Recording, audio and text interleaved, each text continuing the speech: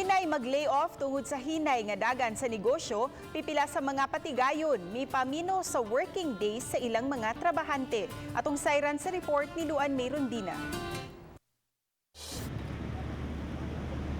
Ubos sa general community quarantine. Mas luag-luag na ang mga restrictions kay 75% naman sa workforce ang gitugutang makabalik sa trabaho. Apan sa mga malls, ilabi na sa dakbayan sa Lapu-Lapu, bugtong mga supermarkets lang ang gilinyahan sa mga customers. Sagad sa mga restaurants nga dili mo cater og mga deliveries, nagpabiling sirado hangtod karon.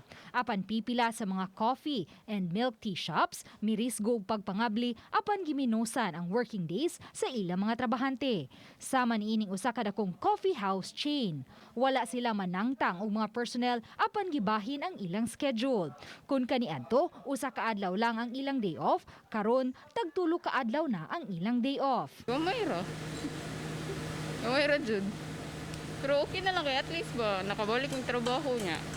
Kanang healthy gyapon ba, wala ray kuon. Sama sa mga malls, nagpatuman usab sila og mga safety measures aron kalikayan ang pagtakboy sa COVID-19 sulod sa ilang coffee shop. Tungod kay take-out lang ang gitugutan, gipadaplin lang una ang mga lamesa ug nagbutang lang og pipila ka mga lingkuranan nga moy lingkuran sa mga customers samtang nagpaabot sila sa ilang take-out orders. Aminado ang mga barista nga menos gayud ang ilang sales sukad sila mibalik og operate sa miaging semana.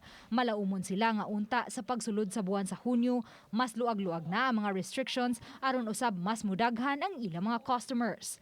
Uban ni Godfrey Rilien, Luan Mayrondina, Balitang Besda.